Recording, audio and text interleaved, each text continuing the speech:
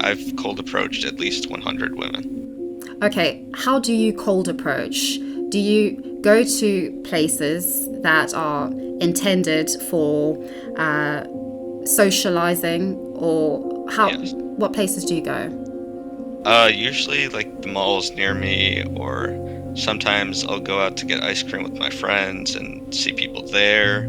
But usually like malls near me, or like sometimes I go thrifting. I'm into style and Okay, clothing, so okay. Cold approaching is it's an interesting one because I think this is also something that men fall short on. And I think this is where waiting and patience more so is important because, as I said, women aren't attracted to the male anatomy. We're not visual creatures in the way that men are. It takes time, a lot of time. You need to know someone. You need to develop a friendship in a lot of cases with somebody. It takes time. It takes a lot of understanding. And especially now when women have so many options and have so many opportunities, so much more at our disposal. It's definitely not what it was 50 years ago. It's an art. For some people, they can do it. Not everybody can play the guitar. Some people can, and it works for them, and they do brilliantly, and people love listening to them and are attracted to them. And that is life. If it doesn't work, if it works for one person, it's not going to work for everybody. And I think that this is the lie that is sold about looks, about pickup artistry, about everything. If it works for one guy, why can't it work for all guys? Why can't you just buy a course and learn how to do what X, Y, and Z does? Life does not actually work like that at all. It may be that your friend is, there's just something about him, some kind of je ne sais quoi that just cannot be described. Hello. Hello, yes, I can hear you. Can you hear me? yeah. Oh, brilliant. Excellent. Thank you so much for talking to me. I am recording, by the way, if that's okay. Yeah, that's fine. Okay, brilliant. So how do I pronounce your name? You can just say Hiraeth, although that's not the actual way to pronounce the word. Hiraeth is just the easy way of saying it. Oh, okay.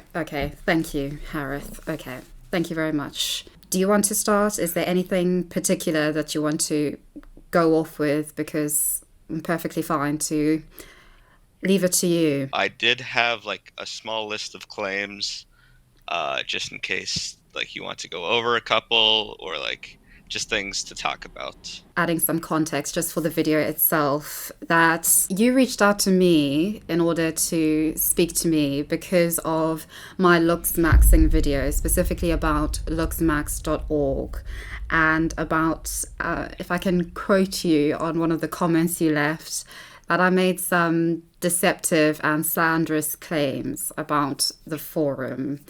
And I think in the comments we sort of rectified things a little bit, but I am interested in what you think I said, what you think I particularly misunderstood or took away negatively about the forum.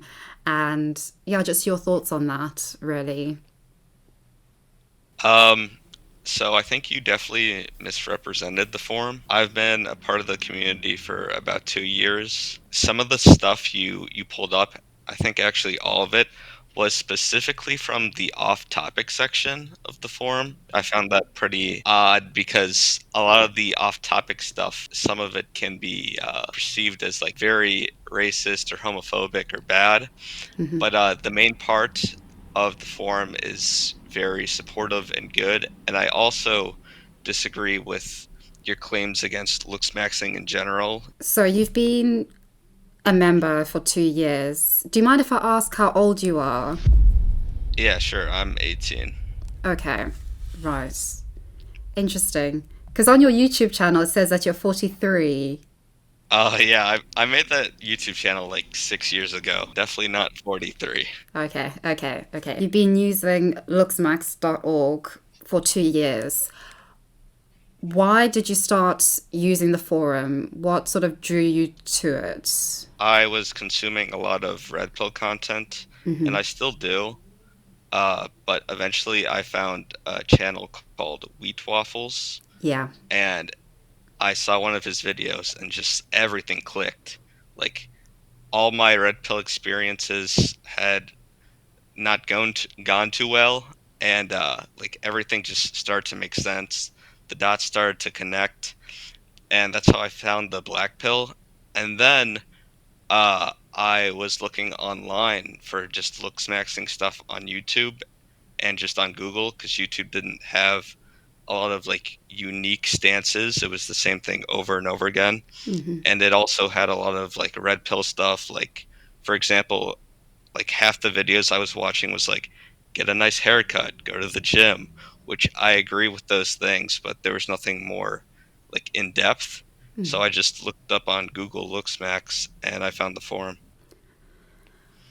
And when you're on the forum, do you find that the same people post regularly? Do you think that most people just go there one off or just to look, just to browse, but don't actually engage terribly? Because at least when I was on there, it seemed like the same sort of people were posting incessantly on the same threads. So I think it's kind of 50-50.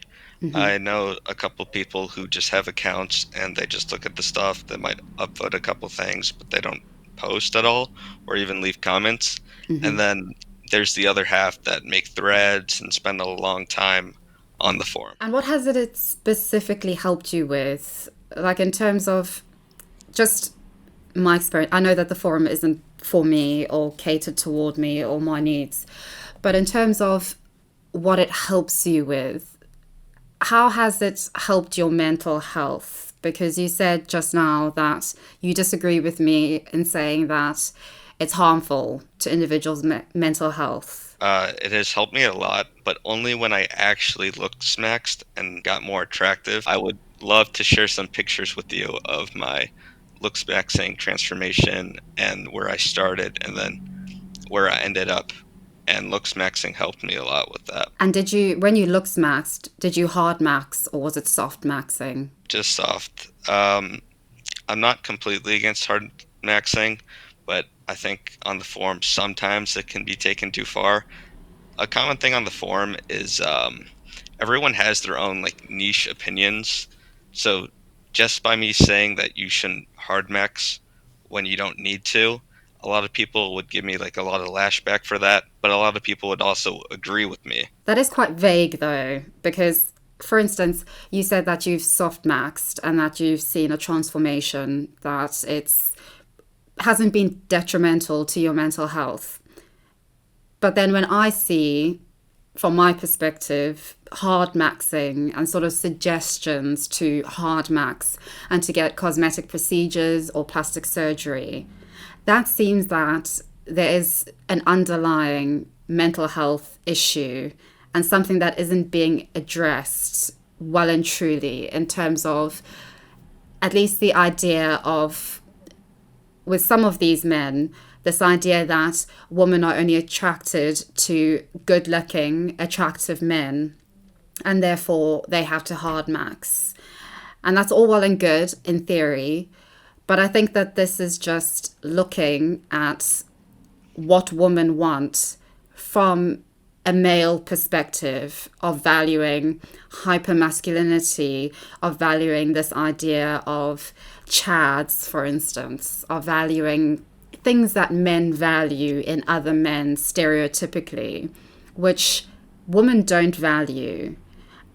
And so I think that there's just a harm in perpetuating this idea that if you look max, and eventually with some people they will hard max, that that will somehow solve your problems when it comes to sexual relations attracting women to you. Well, it's funny that you say that because you can say that most women are not attracted to a masculine Chad, as you said. They don't follow through with their words. Like, I have seen a lot of better treatment and attraction triggers when I became better looking. Even though I didn't hard max, it was um, it was clear to me that things are very different when you go from looking bad to looks maxing. And some people really do need to hard max. Like their genetic cap is very low. The only way out of it is hard maxing. So I have a question for you. If looks maxing isn't the answer, what would you suggest? I think there's a problem of this increasing obsession, not just with physicality, but also with what is easy. And in terms of what is easy, I think it's got a lot to do, not with laziness per se, but more so with this idea of urgency and comparing ourselves to past generations who, by our age, were in steady, stable relationships, had prospects, could potentially afford to buy a home or were saving for a home viably and had a lot more prospects. And we're constantly advertised and are shown this ideal life that we're all meant to have, which only the richest have. And I think that makes individuals feel inadequate, and somehow they have to rectify that. And the easiest way to do that is through the likes of looksmaxxing, through your physicality. And so I think that this is what people do. But I think that the solution is to be patient. Be patient with time, with this idea that you only have sexual market value for a particular little subsection of your life, which isn't true at all. In terms of people getting married, people are getting married a lot later in life. People are deciding to settle down a lot later in life. And I don't think that's a bad thing, but I think it's being presented, at least by some in the red pill community, as a bad thing and as something that women are going to regret when they're old and don't have a man and don't have any eggs left. I think we need to reconceptualize our priorities because clearly it isn't actually about looks. And I can go on that with personal experience and just my own personal looks maxing. I think you and I have a lot in common in this regard because I also very recently looks maxed in terms of soft maxing, wearing cosmetics, getting my hair done, becoming more feminine in my mannerisms and disposition, going to the gym, getting a personal trainer, all these sorts of things. And I agree with you. I'm treated a lot better by society, especially by men, a lot better. That hasn't in any way made me happier in the sense of finding a partner, having men want to sleep with me, having men actually be attracted to me. And that is me behind all this soft maxing. And I think it comes down to when men have been attracted to me, they're attracted to who I am as a person, a whole person, which includes particularly my personality. I know it's cliche, but I think there needs to be more of a focus on developing a personality, which is very difficult, and an identity that goes deeper than the physical, which I think is also very difficult in this day and age, especially with social media and everybody vying for attention. The easiest way being through looks and the physical. And I think we need to focus more on developing our craftsmanship, our skills, our creativity, our ability to do things. I was thinking today about the lead singer of Radiohead, Tom York, for instance. I mean, he's 5'1" or something.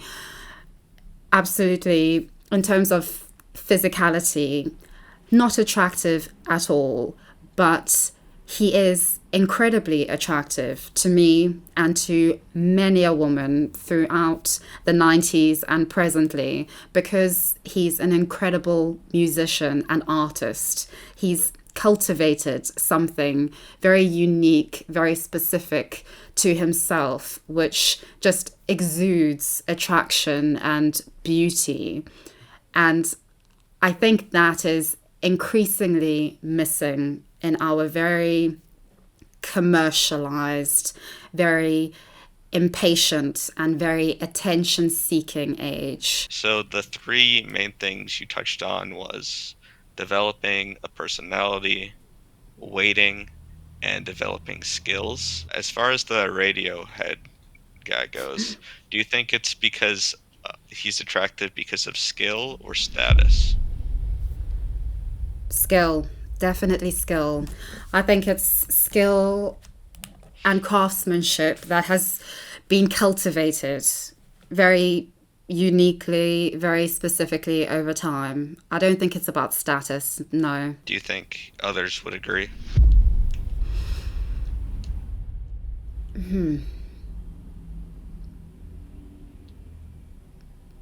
At least the majority. Yeah. Yeah, I think so. I think so.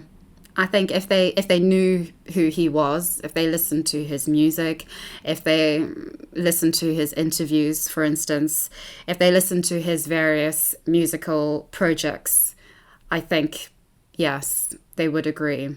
There's something very attractive in that. There's something I think you can see that with a lot of professions. I think comedians, for instance, are a very good example of individuals, especially men, who have this ability to captivate an audience through developing a skill and a craft in a very interesting, very unique way. And if we look at male comedians, they're not exactly the most aesthetically attractive bunch, but God, they are attractive. If they were not as popular and they got a much lesser group of women to see their skills, do you think they would be getting as much women? 10 women see a very unattractive comedian. Do you think they would find him attractive as for his skill, or do you think he would have to be popular to actually get a large majority of women to find him attractive? What do you mean by attractive? Do you mean attractive as a person or attractive sexually? Because I think that distinction is very important, especially for women. Because I think before we perceive, generally, just going on studies, going on Kinsey's findings as well, women typically find an individual attractive before they find them sexually attractive. And I think this is a misconception that a lot of modern men have about woman and attractiveness, because they base this idea of attraction on the male perspective rather than on how women would perceive men. Sexual attraction. I think they'd have to see him perform. I don't think it would be love at first sight. I don't think that is the case with men or women, ever. I completely disagree. I think men get that all the time. Although I would agree with you that women need to gradually be stimulated in other ways, and it doesn't even have to be just looks. Although I think there is a threshold for looks, and that threshold is getting increasingly higher. Why do you think that's so? Do you think that this is something that men are placing on themselves? Because, well, I have thoughts on this. I think that modern men don't have an identity and are therefore looking for it, and are looking for it in the likes of looksmaxxing and the likes of trying to change their physique in order to match what they think women are actually interested in, which isn't the case. I think your answer really reflects on the three things you stated: developing a personality, waiting, and developing skills. Do you really think that's a good idea, a good thing to follow for an average man? Just do those three things and maybe they'll be attractive and maybe get a relationship or intimacy? Yeah, definitely. Patience and developing skills and discovering who you are, which is a lifelong thing, but trying new things, trying new skills, developing your skills, developing things that you are good at, that you find enjoyable, exciting.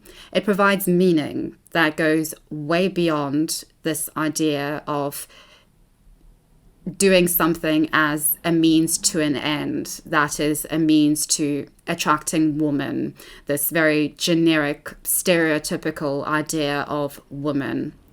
It provides you with a distraction, meaning in other areas of life, because life is a lot more than sex and woman.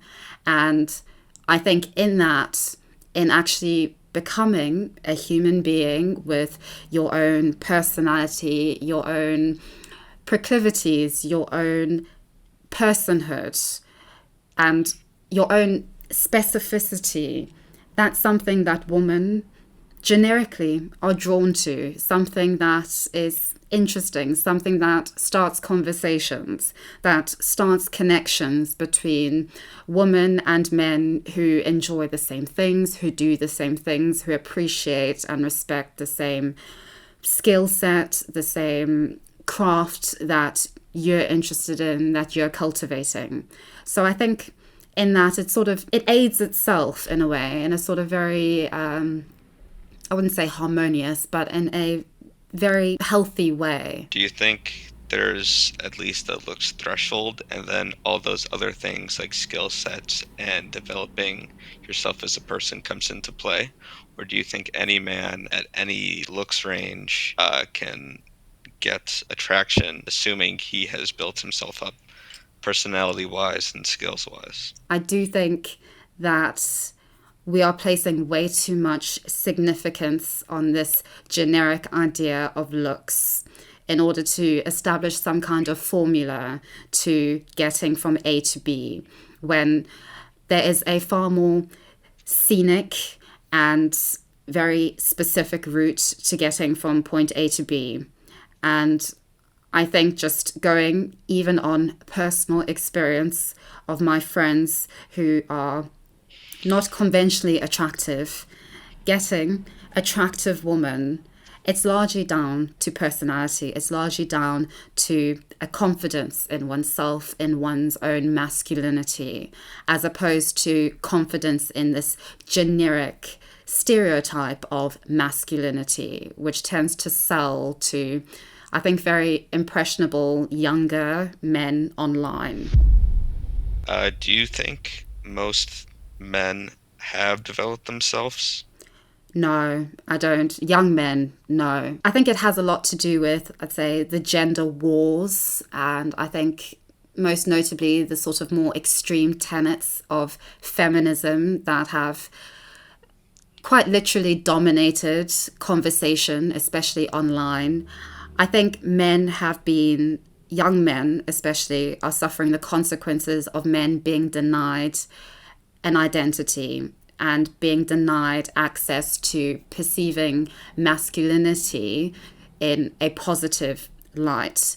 And I think all men have sort of been lumped together as being toxic, as being influenced by toxic masculinity and of the past, and are now paying for that in a way that I think is very unfair and very misleading and ill-informed. I think men need an identity. I think young men need to have access to a positive representation and understanding of their masculinity and its individuality, which is severely lacking. And so I don't necessarily blame them. I don't necessarily blame the Looksmaxxing community, for instance, for being a forum and a space for young men, especially, to go on and to try and understand what being a young man is about,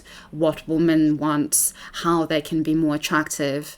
I think this is just a consequence of a wider mainstream problem, which is that men are, or at least the identity of being a man and being masculine, is ignored, is put down, is deemed as not as important as that of historically more marginalized identities, such as that of women, people of color, etc. And I think that is unfortunate and a downside of the mainstream. I don't think some of the rhetoric on looksmaxx.org, for instance, or on some incel forums helps itself in any meaningful way in actually addressing this and actually communicating with the enemy. Who is the enemy? I think women and modern culture, more so, the modern world, which has severely let down these individuals, I think in general has let down masculinity. What I'm gathering from what you're saying is that society as a whole, but more specifically women, are denying men almost the right to having masculine personalities. Is that true? Yeah, I wouldn't say woman in as much as sort of the ramifications of a lot of extreme feminism, shall we say. Who is the perpetrator of this extreme feminism? I don't think there's a perpetrator of any of this. I don't think there's somebody to blame for any of this. I think that this is just cultural phenomena and that it's manifested its way in complex ways and situations. I don't think that there's somebody to blame. I don't think that helps anybody. I think it's an amalgamation of different things, different historical phenomena. If you don't mind, I'd like to go back to your 3 things for men to do to get more attractive. Mm-hmm. Is that okay? Mm-hmm. Because I'd like to break them down individually. So the first thing you brought up was waiting. Can you go into detail with that? Okay. I think basically we're living a lot longer. Intergenerational wealth is not being passed down. That has created a substantial divide between the generations and in terms of wealth between the generations. Millennials, Gen Z, incredibly impoverished relative to other generations, especially Gen X, for instance. We have very little relative political and social power, as well as then economic power. On the other hand, we're also incredibly well educated, better educated than any other generation. In this, we're sort of meant to know everything. We've got the education, the qualifications, but we're not seeing the rewards which other generations had by our age or around this time when everything is meant to sort of be happening. We're sort of at our peak in terms of attractiveness, say, with regards to youth and fertility. We're meant to be settling down, finding partners, starting families, getting onto the housing market, etc. So all of these things are not happening, and I think we're just incredibly frustrated. And I think especially men with regards to, I think, a lack of identity or a lack of any positive connotations to an identity. Being in the, at least with incels, this idea of your sexual market value and you sort of having this particular little window in which to really get as many women as you can or to find a woman, and this inability to really conceptualize age and to even, I think, understand that the vast majority of your life is going to be spent outside of this stereotypical red pilled sexual marketplace where you're going to be old, you're going to have to rely on things that have nothing to do with your looks in order to attract and draw people to you. In this, we need to appreciate these external factors of time, of our lack of political power at the moment. Be patient, be understanding of especially men with regards to women's recent emancipation, at least, our increased education and financial independence. And rather than resenting this or resenting sort of the, I guess you could call it the seeming pickiness of modern women, be patient, be understanding, be empathetic of what women are going through. And I think that this works both ways. I think women also need to be understanding and patient with men and masculinity in a way that I don't see being the case, especially not in the mainstream. So I'm not saying that it's just men or incels who need to do better. I think we all need to do better. But I do think that with a lot of this, and with just looking at looksmaxxing.org, for instance, these look to be people, young men, who are very young, very impatient, and very angry and lost. And I think they will grow out of it. The majority of them will grow out of it and will realize that there's more to life.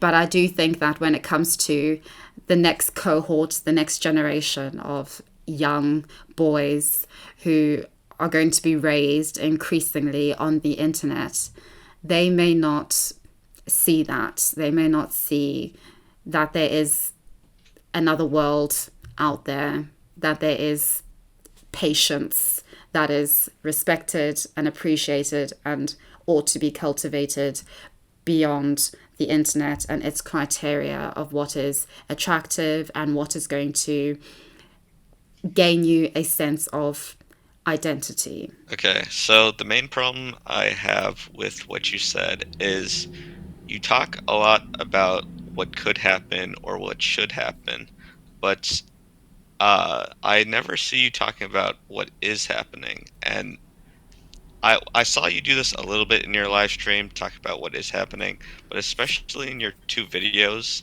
that you made, you talked about solutions and you said, well, we should do this. We women and men should try to be better, but that is not realistic. Like that is just not going to happen.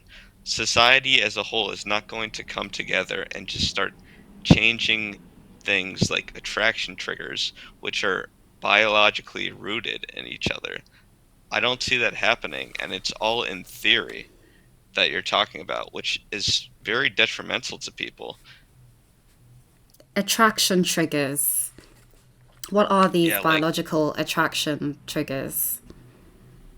things like being tall. There are certain specific ones in your face, like do you know what a brow ridge is? Like your Mm-hmm. eyebrow ridge.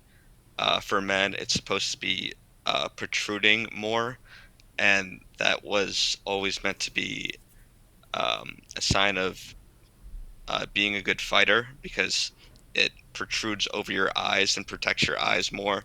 Things like deep set eyes um, for combat as well. There are certain things that are biologically hardwired to make people more attractive. Although the best one I can think of is height. Okay. But then why are short men getting women? Why are there. I mean, the majority of men are not 6 foot. The majority of men are not in any way meeting these standards that are at least portrayed, I would say, on the most extreme sides of the internet with regards to women and their high standards. The majority of men don't meet that at all. So, how is it that these men are getting women? How is it that they are forming relationships, are having sex, are breeding? Well, for the most part, they're not. 1 in 3 men from ages 18 to 25 are celibate. 1 in 3, which is a very large amount.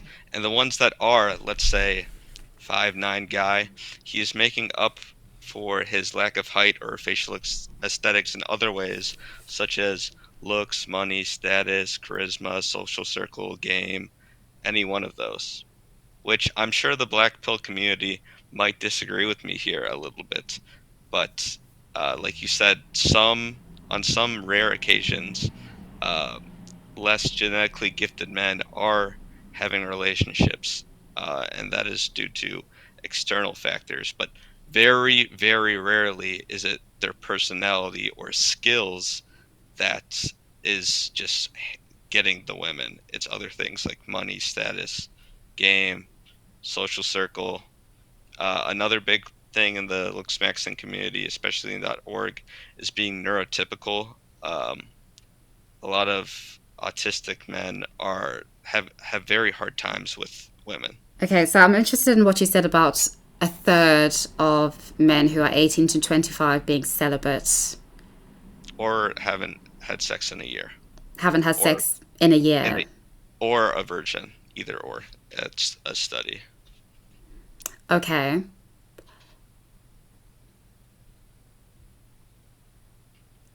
I'm interested in why this is a problem. It's human nature to procreate. It's biologically ingrained in us. Okay, but at 18 to 25, in our context, say, I think this is based in the America, the study that you're saying, this context of 18 to 25-year-olds, you're at university, you're still in education. In terms of our social norms now, you're not really even considered a full adult now whilst you're at university. So people aren't procreating, obviously. There's extenuating circumstances, particularly socioeconomic. You can't afford a house to support a family. So that's obviously not happening. So then the solution is to wait and to be patient. People are doing other things. Life is happening a lot later. And we live in society, ultimately, before we live in the natural world, inevitably, which is causing problems in some senses and in some ways. But I think we do need to appreciate that even in psychology as a discipline, evolutionary psychology is not the most profound or not the most credible form of psychology that is respected, because we are social beings and we have been very rigorously socialized. So I don't see what the problem is. I, for instance, have been celibate for years. And yes, it's hard at times, but that isn't something that is categorically a problem. I found other things to do, other avenues of meaning. That's what's important, and that's what is ultimately going to attract people to me. Has that been working for you?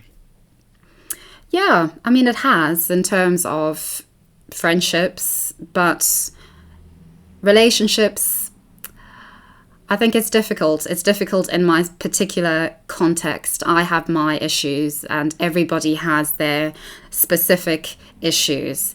And I think men are very susceptible now, especially on these forums, to perceiving their very specific and particular issues as being generic issues that they seemingly have no control over, because it's all about evolutionary psychology and biology and the world being against them as it is today in our culture. And that doesn't help anybody, let alone these men with their particular issues, their particular neurodivergence, for instance, their particular autistic traits and issues. It's not helping at all in terms of rectifying these seeming problems or issues by just equating it to or reducing it to biology. Um, I think you're actually misinterpreting the solution. You said that, um, how do I put this? I think you're, you basically said that looksmaxxing, you kind of like discredited looksmaxxing. Like looksmaxxing is the answer. That's why the form is here. It's not other things like waiting or developing yourself. And it's been proven by members here. And the main problem I see with what you're saying is you're suggesting that society should change, or that you should wait and develop yourself, or that you should fight your biological urges, but that's much easier said than done. Like, I don't think you fully grasp how important it is to men How important sex is. and relationships, especially relationships, because they're very glorified now. Yes, yes, they are, especially because they're based on love, they're based on mutual affection, mutual attraction, they're based on actually desiring to spend the rest of your very long life with one individual in most cases, and having that person know you inside and out.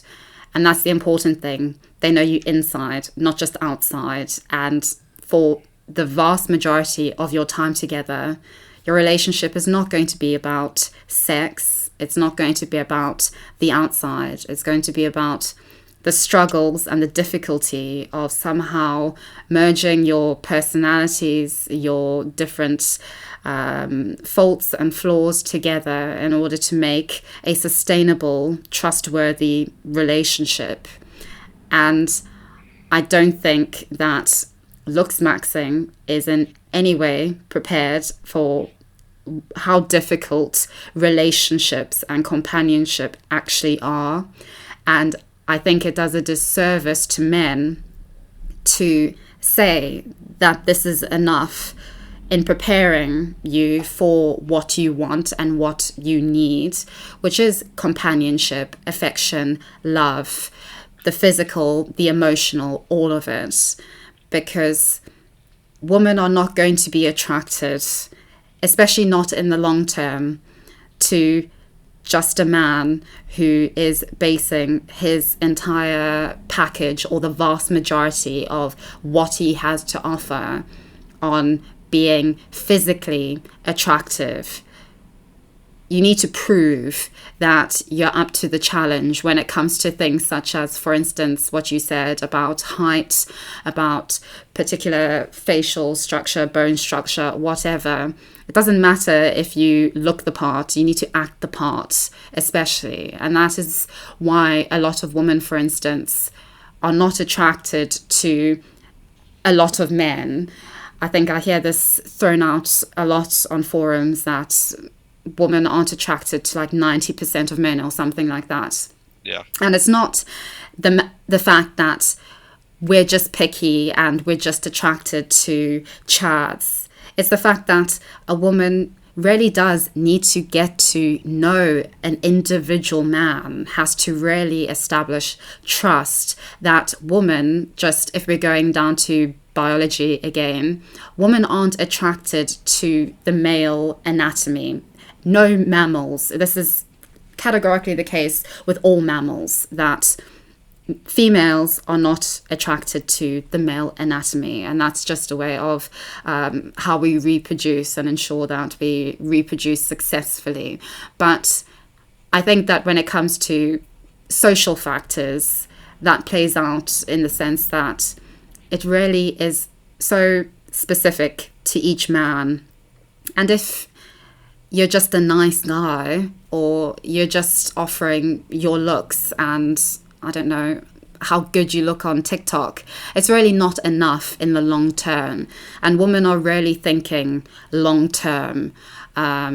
That is, again, going down to biology. But I think there is a profound misunderstanding when it comes to these modern forums for men that ultimately sees the things which men value in other men, such as looks, strength, masculinity, hypermasculinity, sex, big dick, as therefore being inevitably what women must value in men, which is just not the case.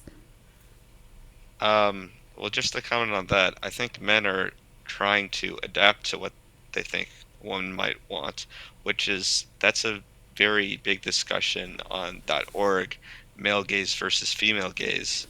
Um, and I think most of the things you listed, like height, face, uh, both of those things are very attractive to women. Like No. one thing you said at the beginning of when you started talking was that um, looks is not enough to prepare yourself for a relationship. And you touched on being in a relationship that like you can't just have looks for you. But most men can't even get a date. They can't even get in a relationship because they don't meet the looks threshold. What else do they have to offer? What do they do? Do they sit on a dating app? Is that what they do? And then perceive that as somehow equating to them being realistically rejected? Um, well, I think it's dependent on the person, but using myself for example, I have never used a dating app, and all the time I used to get rejected for my looks. Okay, but And, forgive me, and you're 18, aren't you? yes, Okay. How long have you been rejected for? mostly my entire life. I've always been very short, and as of right now, I'm 5'5", Okay. Okay. and I'm done growing. Okay. Okay. That's fine. Okay. What else do? What else do you do aside from looksmaxxing? Well, I have other hobbies. I've done graphic design and video editing for over 6 years. Um, my main hobbies are e-commerce, which is making money online, and lifting, as well as graphic design. Those are my main three. Okay. Right. Okay. So if we go stereotypically on, say, things that hobbies and activities that men do relative to what women do, the things that you do sound very male dominated. They completely are, Yeah. and I So you're not going to acknowledge meet that. women in these activities that you do. You're Well, not for going the last to. year, I've been cold approaching. Like, I've cold approached at least 100 women. Okay, how do you cold approach?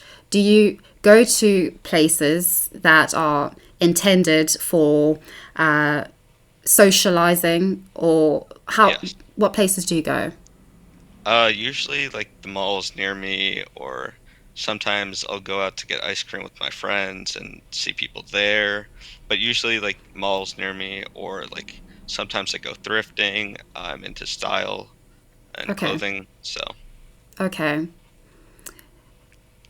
Cold approaching is it's an interesting one because I think this is also something that men fall short on, and I think this is where waiting and patience more so is important because as I said, women aren't attracted to the male anatomy. We're not visual creatures in the way that men are. It takes time, a lot of time. You need to know someone. You need to develop a friendship in a lot of cases with somebody. It takes time. It takes a lot of understanding. And especially now when women have so many options and have so many opportunities, so much more at our disposal. It's definitely not what it was 50 years ago, even. So, cold approaching is, again, I think, sort of the more subtle version of dating apps because, again, it sort of prioritizes what a man perceives as being what women want, which is obviously when it comes to looks, sex, this idea that you can sort of cold approach. It doesn't do anybody service, I don't believe, personally, just on my experiences. In terms of men actually going on a date with a woman, actually having success in terms of actually meeting somebody in real life, it typically involves a lot of conversation, a lot of actually getting to know the person, a lot of doing activities that in no way relate to or associated with the objective, say, of sex or of being in a relationship. It's very organic. And I think that's where patience and understanding of the other is so important, but is also lacking. So if cold approach is not the answer, then why does it seem like everyone, including my social circle and my friends, is successful with cold approach? Like, for example, one of my best friends has cold approach. He also cold approaches all the time with me sometimes. Uh, and he has got great success. What do you think sets us two apart? Well, Because he has had relationships with just about whoever he cold approaches and whoever he wants. I mean, I don't know your friend, so I can't comment. I'd have to see you in action. But I think I think it's like the sort of pickup artistry. Some people can do it, the majority of people can't. And Why? sorry, Why is that? because some people, it's an art. For some people, they can do it. Not everybody can play the guitar. Some people can, and it works for them, and they do brilliantly, and people love listening to them and are attracted to them. And that is life. If it doesn't work, if it works for one person, it's not going to work for everybody. And I think that this is the lie that is sold about looks, about pickup artistry, about everything. If it works for one guy, why can't it work for all guys? Why can't you just buy a course and learn how to do what X, Y, and Z does? Life does not actually work like that at all. It may be that your friend is, there's just something about him, some kind of je ne sais quoi that just cannot be described that draws It's his women to him. looks. That's Sorry? that's the thing. The thing Sorry. that can't be described is his looks, because throughout his whole life he has been very attractive, but because of that, he has no charisma. Like, actually, like, it's almost laughable. Like, he has recorded himself like talking to girls, and it's horrible. It's laughable. And, like, I don't say that to be mean. I say that to just show how important looks is. The one thing that you're talking about, just that one thing that draws women to him is not his charisma or his pickup artistry, it's his looks. Okay, okay. So another take. This may be the case for now, but let's say in 30 years' time, when you're both a lot older, probably balding, when he's not going to have his looks to rely on as much, when the woman who you're going to most likely have success with are going to be of your age as opposed to young women sort of at their sexual market peak or what have you. I think that the tables would change. I don't think it's something that lasts forever when it comes to the pretty privilege or the advantage of being attractive. It doesn't last. And that's when other things have to matter.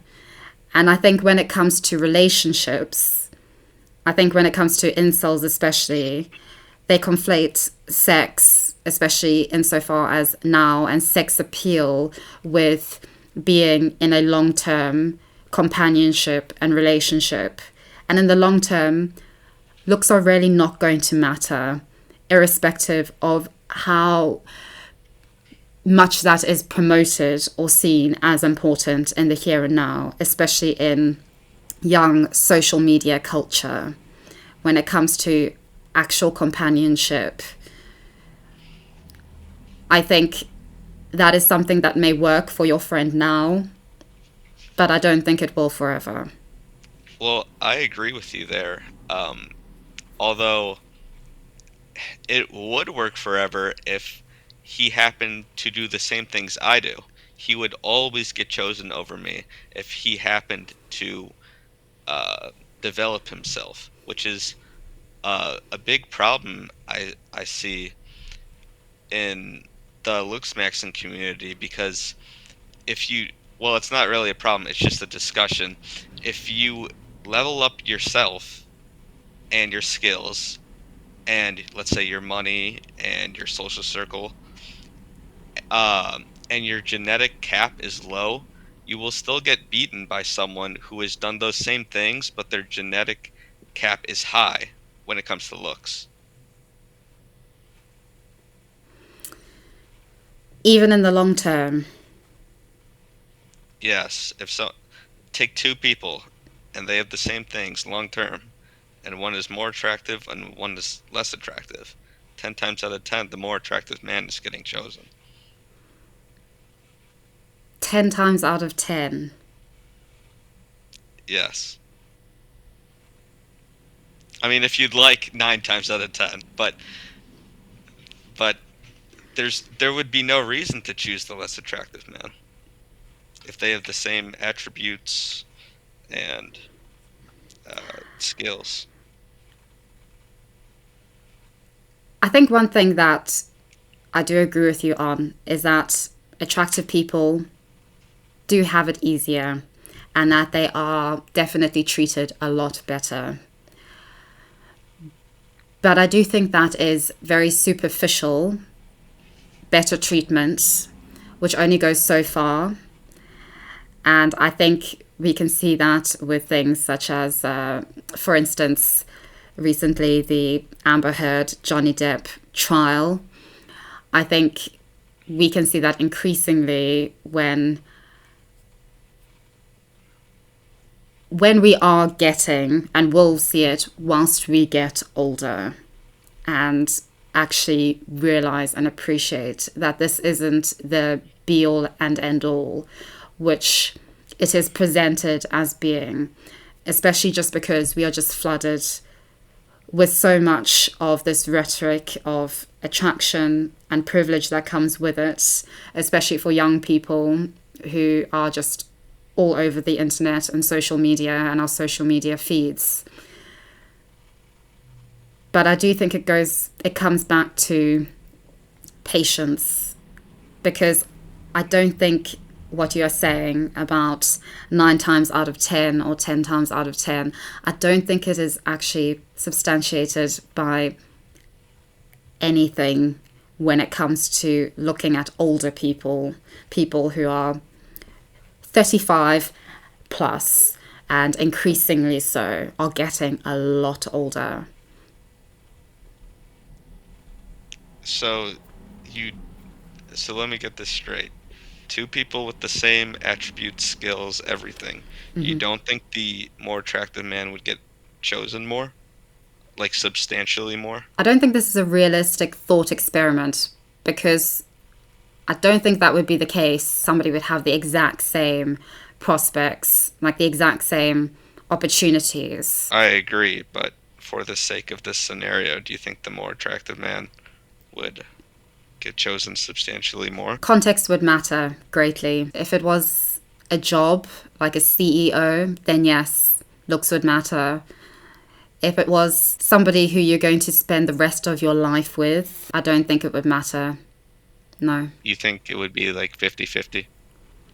No, not even. No. I think it would rarely be, especially if it was two men, one attractive, one not attractive, presented to, say, a bevy of beauties who had to determine which one of them they would spend the rest of their lives with. I don't think you could even assume who would get the most, because it really had to, it would have to, with such high stakes, be a matter of really getting to know each individual, and that could produce the most extraordinary results. If they are the same, though, in every regard except for looks. Again, every individual, every woman is different. You can't reduce it. I think it's very dangerous and very misleading to reduce it, because even what is attraction, what is attractive to me as a woman may be completely unattractive to somebody else, to another woman. I mean, the man that I am the most attracted to at the moment, and have been for years, who I would say I would consider, if the person asked me to marry them now, I would happily. I mean, he's shorter than me, and I'm 5'3", right? He's balding. I find him incredibly attractive because we've known each other for years, and I trust him with my life and soul.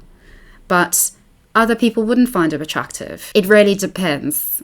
It's so individual and so specific to each woman. And I think this is something that a lot of men on these forums have a very hard time understanding, or even being able to fathom, because it makes this entire thing of attraction and companionship so much more complicated in a way that is completely antithetical to our age, and this idea that there are quick and easy fixes to things, that you need to have it all figured out before your eggs dry up or before you have no sperm left.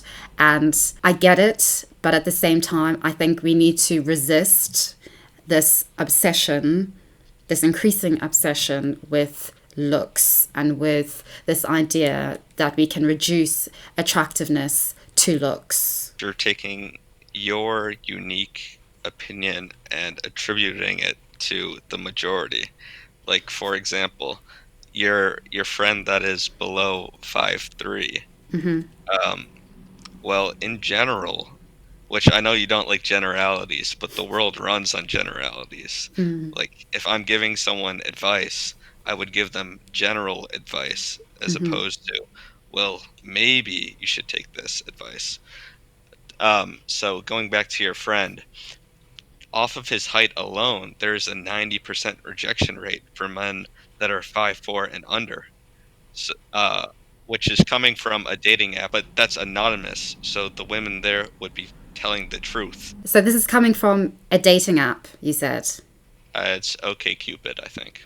Okay, interesting. Because I think you've probably heard me say this a lot, but nearly 80% of people on dating apps, on OkCupid are men. So this isn't representative of all women at all. This is a tiny pool of women. Do you think that it is representative of other women, even though it may be a smaller pool? Not at all. No, most definitely not. I think the reason why the majority of women are not on dating apps is not because we find it easier, not because, as somebody told me yesterday, if as a woman you walk down the street you can get laid. It's not that at all. Honestly, men haven't asked me to sleep with them in years. Like, it's not that for women at all. It's because we approach men differently. We approach sex and sexuality differently. It's a far more lengthy process. It's a far more individual process and experience of seeing an individual man as opposed to sort of men, which I think is just the rhetoric of these men on these forums and on dating apps, seeing it as a numbers game, seeing this as a game, a marketplace in which they have to somehow get the odds in their favor.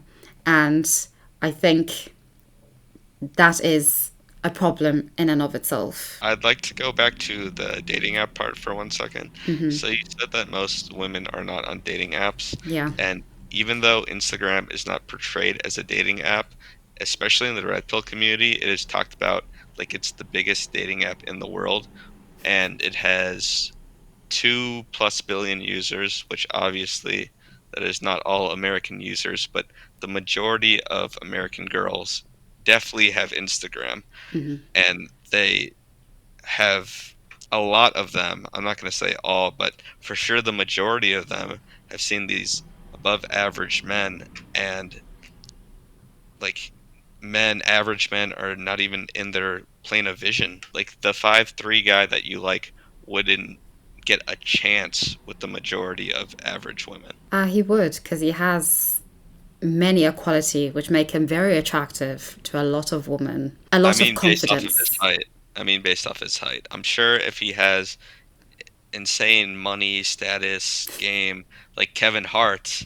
Sure, Kevin Hart is, I think he's 5'3", and I'm sure he gets plenty of women. But based on his height alone, without those other qualities, let's say average qualities, he would not even be seen or considered. With regards to Instagram, firstly, I think that's a problem with the red pill community in general. They base a lot of their projections into reality of what is going on based on what they see on Instagram. Instagram is fake. It's completely fake. It's just this complete distortion of everything that is potentially good about humanity. It's hyper inflated egos, attention seeking, and the best way and the easiest way to do that is through looks and through sex, and this idea that all the most famous, the most followed Instagram models are a representation and reflection of woman is completely false, even of these women themselves. I mean, the cosmetic procedures that some of these Instagram models get that are very subtle, that are even considered now to be the norm of what a woman is meant to look like because it's all over Instagram, is creating completely unrealistic expectations and notions of what a woman is meant to look like, what a woman is meant to be. And this is all for the male gaze, for men and male followers predominantly. And I think in this is sort of a culprit, one of many culprits in this idea that it's all about looks for women, because on Instagram it's all about looks for women insofar as looking good for a predominantly male audience, and therefore this must be the case in the real world, in society, with all women. There's billions of people on Instagram, but it really isn't the majority. And in terms of reflecting the majority and what the majority do and experience and understand in the real world, there's a mismatch, a very distorted mismatch there. Majority of young people most definitely do have Instagram. And I disagree that Instagram is primarily looks. I think you can't get very far. Well, for some users you can, especially women. You can get very far on Instagram with just looks. But for men, you oftentimes need a lot of money and status in the real world, um, as well as sometimes you need skills. Like plenty of, let's say, soccer players that are not the most attractive also get followers, but they still need to reach um, a threshold to get attention from women unless they're incredibly famous, like millions of followers. And the majority of men just do not meet that threshold anymore. You talk about sort of this threshold of getting millions of followers. This is all about attention. This is all about garnering the attention of many. But then, on the other hand, apparently, this is meant to be about companionship, finding a specific woman or a specific individual to love and to form a life and a relationship with, as long as the woman whom you are interested in or the woman whom you've established a connection with is interested in you, that should matter. We're losing a lot of potential in comparison and comparing ourselves to the individuals who have the most followers, the football players who have the most followers, the individuals who have cultivated wealth in the outside world and can then flaunt it on Instagram in order to garner more followers. I think they're two completely different things. Instagram is its own world with its own reality and criteria and standards of ethics and how you treat people, which is pretty badly, especially when it comes to looks. And I would say men who aren't on Instagram showing off their muscles or showing off their new fitness routines. But then on the other hand, I think there's completely different standards, criteria, expectations, ethics when it comes to interacting with real people, with real individuals, and forming attraction, developing attraction, relationships, affection with them. I think it's completely different. The individual, for instance, who I'm attracted to, the 5'3" man, if he was on Instagram, I probably wouldn't find him attractive. Completely different criteria and standards. But because I know him in real life, I know what he does, I know who he is, I've established a relationship with him, I know him in the real world. It's a completely different dynamic and standards that apply. And I find him incredibly attractive. Even now, I think, even knowing him, if he got Instagram and started doing all these things to garner attention and followers, I probably wouldn't find him attractive or follow him. It's different. And I think we need to appreciate that. I think it's a different world, a different environment, a different virtual person when it comes to social media, when it comes to Instagram especially, which isn't a real person. I can't say. I'd have to wait for him to get Instagram, but I don't know. It would depend what kind of Instagram he had. But at the same time, I think it's important not to base a person on those standards, those expectations, those domains, such as Instagram, where it's not actually a person. It really isn't, which is why considering it as a dating app is not healthy at all. It's not a good route to go down because it is the complete antithesis of reality and the real world, really. I think I can completely agree with you there. I think we have some middle ground there, that it is for sure all fake, but that does not mean that reality doesn't adhere to it. Just so many lives are based off of social media, and I think it's very ignorant to say that it's just fake, because even though it is fake and overinflated, it's still impactful in the real world. Very impactful. But I think it's important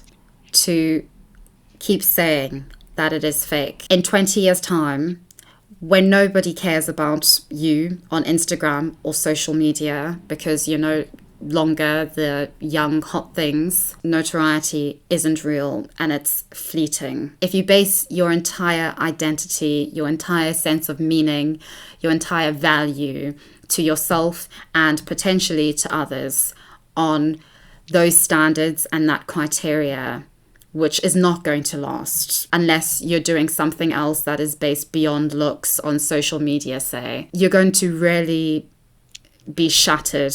Your whole worldview is going to be shattered when suddenly you realize that it actually really is not reality for the vast majority of people, for the vast majority of their mortal lives. It's funny that you mention, like, attainable attributes make people attractive, like developing yourself or developing a skill, because that's very red pilled. Um, a specific person, do you know? I know you talked about them, the Fresh and Fit podcast. Yes. Myron Gaines always says, you have to bring something to the world for women to find you attractive, something along the lines of that. And what you're saying is that you have to develop yourself, especially you touched on the skill more than anything, to get found attractive. And I somewhat agree to that, but unless you have a large audience looking at you, you will never find that individual person to find you attractive if your looks are very bad, which I know you talked about that at the beginning, where you said you want a lot of people to see you, but you also want the individual, and that's almost contradicting each other. But to find the best individual you can get, you need more than one person to see you. Like, for example, if I were to start talking to the next girl I see, things might not work out. But if I boost my status up and plenty of girls see me, I think my chances of finding the right one would be much higher. Yeah, I think this is a societal problem. The most talented individuals, the individuals who've really cultivated something special, are oftentimes not recognized at all in their lifetime.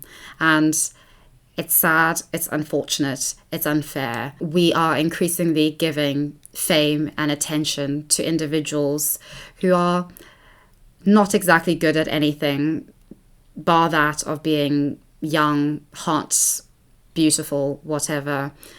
And we do that in pursuit of profit and money. And I think in that we've sort of lost the essence of a skill, developing a skill or a craft in and for itself without it being a means to the end of profit. One sort of self-fulfilling prophecy of that is that it doesn't really matter if you get good or bad attention as long as it's attention. I think this leads to things such as, for instance, the most extremist and fundamentalist individuals committing mass atrocities, for instance, because they want to be heard, they want to be seen for once, and it doesn't matter if it's in a bad light as long as they are seen and remembered. A systematic problem of our world, our modern world today. It's up to individuals to really realize and to come to, hopefully, the conclusion on their own, because I don't think the mainstream is going to help in any way, at least based on everything that I see, to come to the conclusion that what's important are those individual connections, those individuals who validate you, that partner who believes in you and believes in your skill, your craft, your dream, even when nobody else does. An audience that is going to be your audience for the rest of your life, as opposed to an audience just because they get some money out of you, get some profit, get some networking and clout out of you for the time being. We need to prioritize the former over the latter, which is difficult, very difficult in this day and age. I think that is the most important thing, because, I mean, Fresh and Fit, my YouTube channel, it's all fleeting. It's not going to last forever. Well and truly. Like, the money may keep coming in, who knows? But in terms of people knowing and caring, in terms of an audience, it's fleeting. And it may make me attractive to some people now. It may make Fresh and Fit attractive to some people now. We're just products. We're just brands. We're not actually human beings when it comes to our marketability. I think what's important are those individual connections, those individual cheerleaders, which we are neglecting. And I don't think this is just an incel problem or a men's problem. I think that this is a wider problem, which is just being reflected or mirrored in the likes of looksmaxxing.org. regarding Fresh and Fit in your YouTube channel, even though I agree that they will probably fall out of relevancy, you will still reap the fruits of your labor, like the money and status that Fresh and Fit has got, or the money and status that you have gotten. You will keep those things, like they're not going to be taken away from you.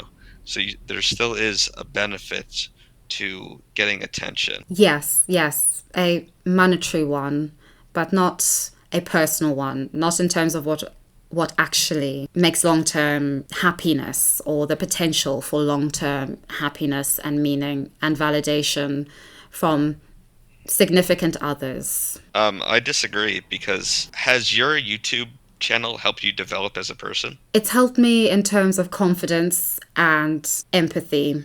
It's exposed me to a lot of different communities, perspectives, hope for people, and also just an expanded view of how unique people are and their circumstances. So yes, yeah. Hasn't your YouTube channel helped you long term then? Yes and no. Yes, in terms of my own personal development, it has helped me, but that's also because of the kind of YouTube that I do.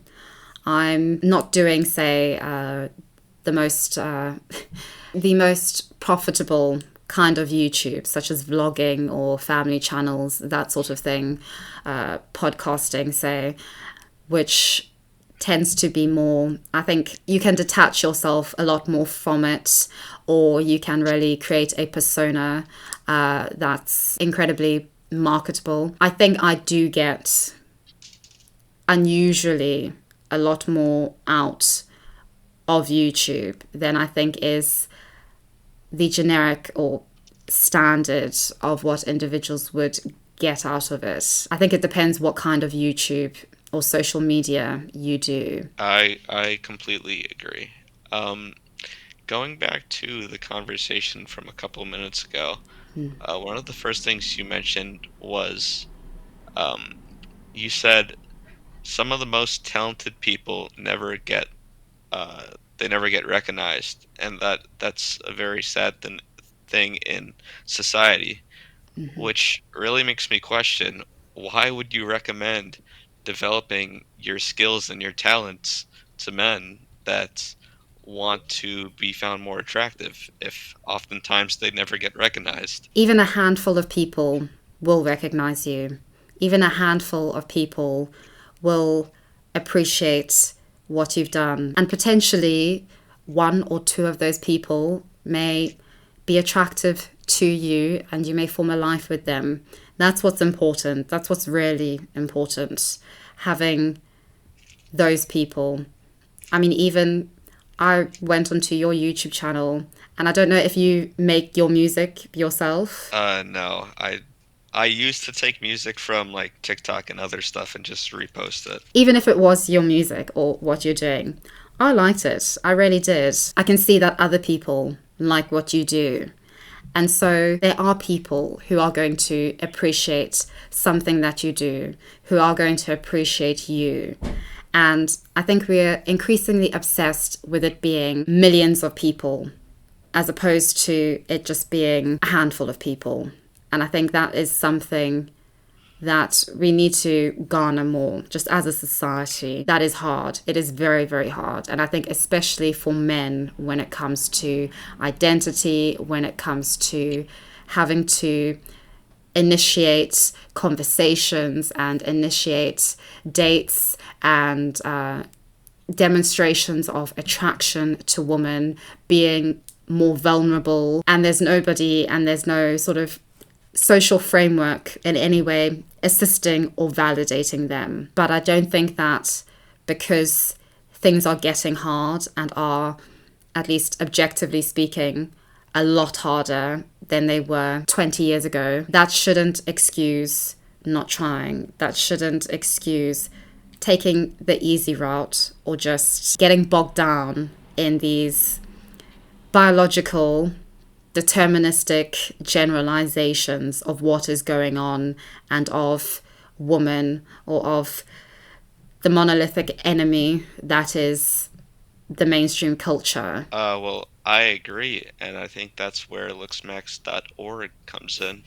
I think it has gave a lot of people hope. Like one of the main criticisms I have of the red pill is it is not, it's just way too overinflated. Like I have been lifting for about a year and a half now, and that has not got me a 10 out of 10 woman. Like they act like any guy can go from a 1 to a 10, and that is just not true, which is why I like the black pill. Like the black pill will tell you, and specifically looksmaxxing, it'll tell you you do one thing and you'll get a specific result. Even if it's not the result you want, you will still get a certain amount. And I think that's what guys really need. It's clear direction, and it's also proven by other other people, other anecdotal experiences, as well as scientific data. Do you think the black pill provides sort of, I guess, greater access to reality of how hard things are? In general, no, it hurts a lot of men. Although I think that's because they were never given the right direction. They interpret things as, wow, like I see reality for how it is, and my reality isn't looking too great, you know. Um, but I think that's a bad way to go about things. I think you should play the cards you were dealt the best way you can play them. I think the black pill is, it helps a lot of people understand reality. Do you see hope for yourself? Do you think that you are going to be alone forever? No, I see a lot of hope for myself, even though my genetic cap has is horrible.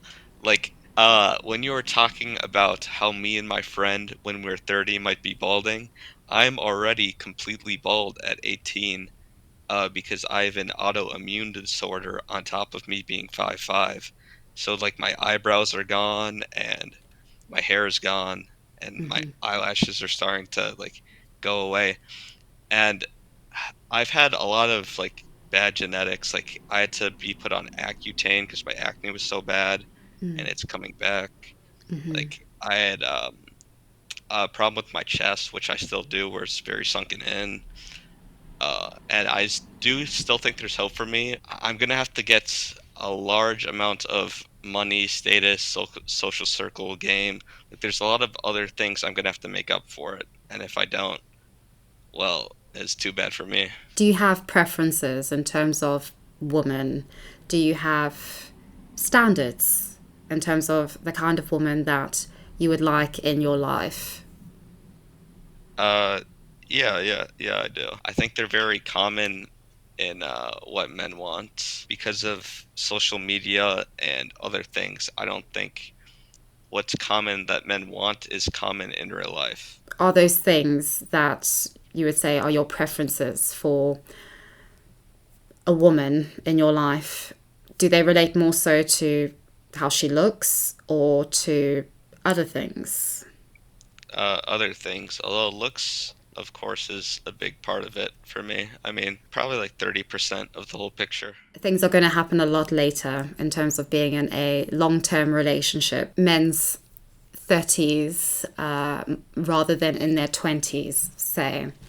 And I think that is going to inevitably change the criteria, what men are looking for in women, especially. It'll be interesting to see. If I have to wait till I'm 30, I mean, like that's a decade of like no intimacy. I do think that there is just this over reliance, especially with the sort of domains that are very much focused on trying to make men consumers and keep them online, perpetually online, and on particular websites, especially Instagram, porn sites, that sort of thing. There needs to be more of a conversation about that, sort of an honest conversation, because at the moment it's sort of like an open secret, especially when it comes to men and performance in the bedroom and expectations of performance, which are largely based on what is seen in porn as opposed to what is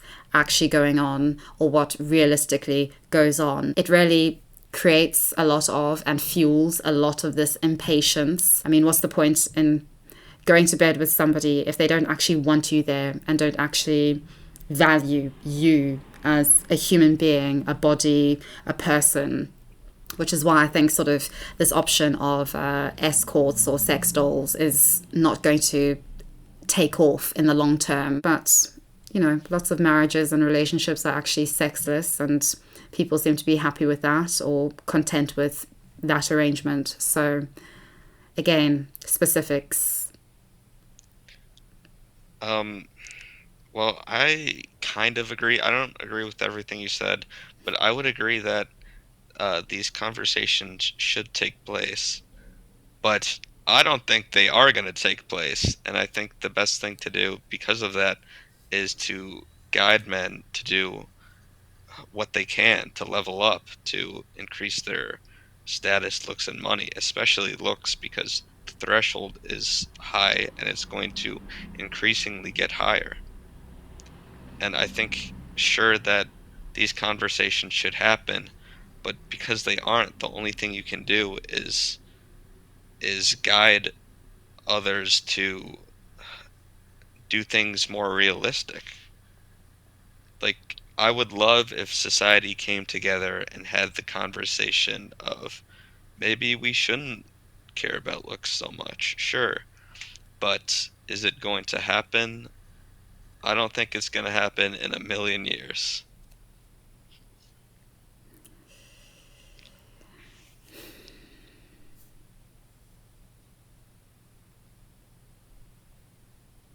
Yeah, I agree with you. I don't think it is going to happen. I really don't. But I think that's where individuals come in, because you can have these conversations in your friendship group or with a handful of people.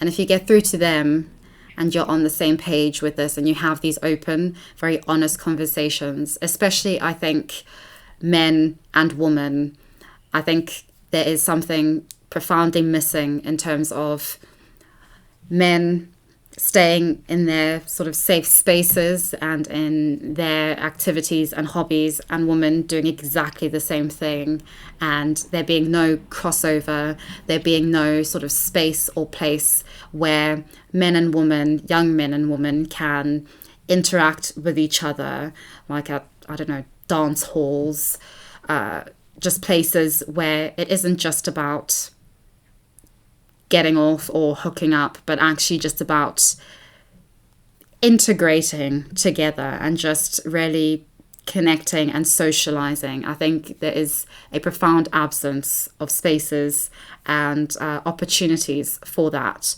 which is being lost. And I think men, young men, are predominantly suffering, especially when we look at suicide rates in the US. And I think that is where individuals come in, and where individual relationships, friendships, actual meaningful friendships in life, real friendships, come into play, because that's an opportunity to speak very honestly and openly with somebody or some bodies who actually know you and will give you the space and the time to be honest and to be open and to really be yourself. And I think building on that, establishing those individual opportunities is probably the only hope that we have. And we're not going to do it online, in online communities, on like Discord servers or on forums. We have to do that with individuals in real life. And I think that's hard, because oftentimes the individuals who we know in life, like our family, our friends, are really not individuals who we necessarily have had a choice in choosing to be a part of our lives. It sort of has just kind of organically happened. You have different views, different likes, different tastes, different everything. But I think that's important to realize, that attraction and understanding, friendship and relationships are really not predictable. They cannot be foreshadowed or foreseen. I don't even know if that's a word, sorry. But they can't, they're very organic, very spontaneous. And I think we've lost that appreciation for those things, that it's about sort of making differences work, make them compatible, and to understand other people, like really understand them and where they're coming from. I don't think society can or is ready as it is now to have such conversations or interactions or to humanize other groups of people. Feminists don't want to. I would say that a lot of incels don't want to, understandably. But I think that when it comes to individuals, there's a lot more hope and scope for that to actually really blossom into something. So I think there's hope, but it's very small. Um, it's something really spoke volumes to me when you were talking about how our only hope is to talk to people we know and care about, which it's kind of ironic that you mentioned that because just from my experience, and I'm sure other people's experience, nobody cares. Like, especially not women, but a couple of days ago, I was talking with a friend, and I was also listening to your live stream with um, Braz Oh, yes. FZZ, which was very entertaining, by the way. But I was listening to it, and he goes, "Bro, what are you listening to? Like what is this?" I don't know how he heard it because we were talking online. I guess it was like through the headphones or something. But not even most males care. Like this niche, like looksmaxxing.org, is very small, and even people my age don't care, especially girls. But if we're taking that to older generations, I don't see any hope for like sharing anything with them.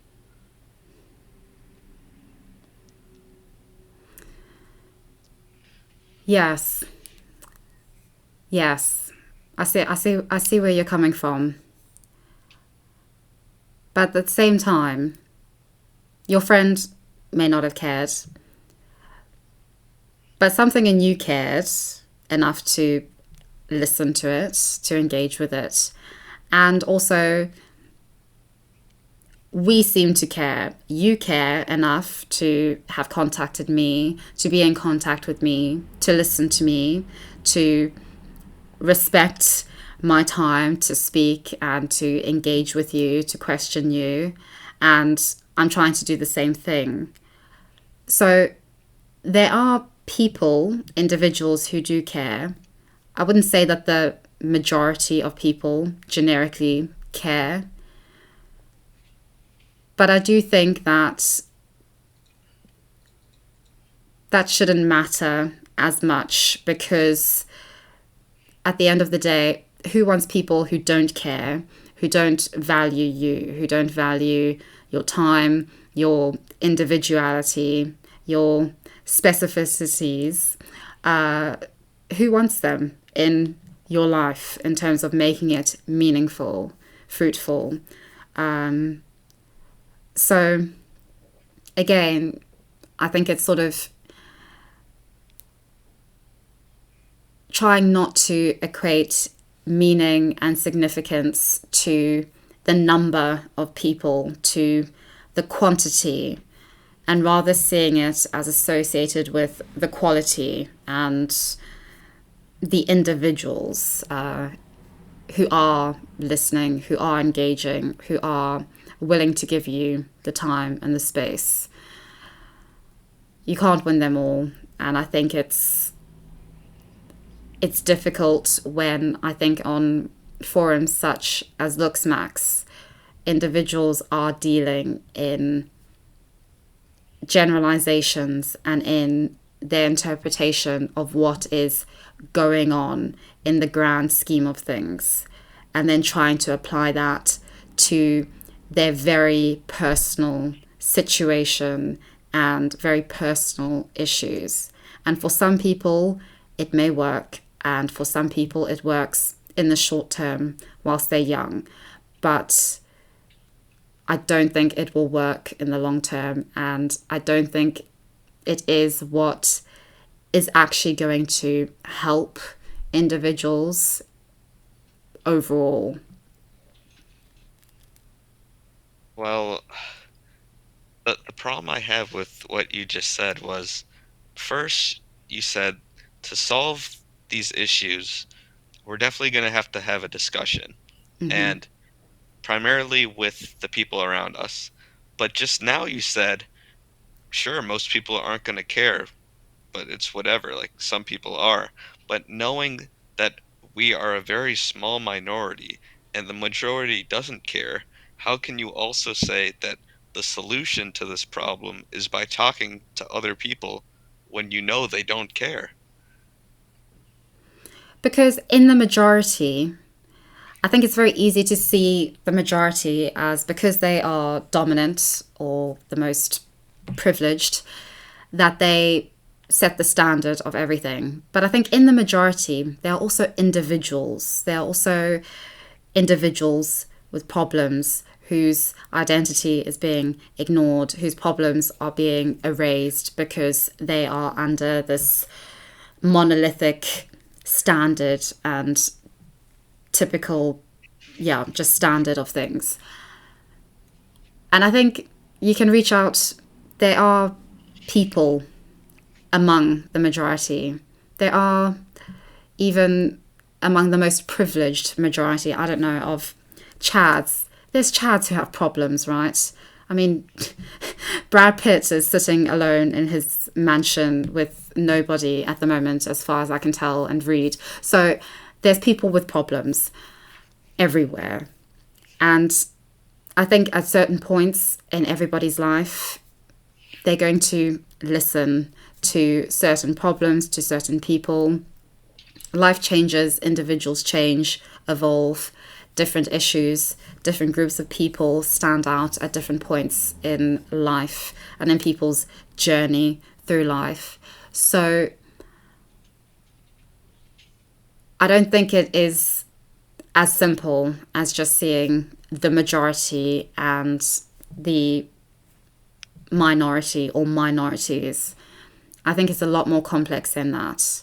And I think the only way we're going to get past the complexities or actually deal realistically with the complexities is by actually realizing that we need to talk, even if the majority isn't going to listen.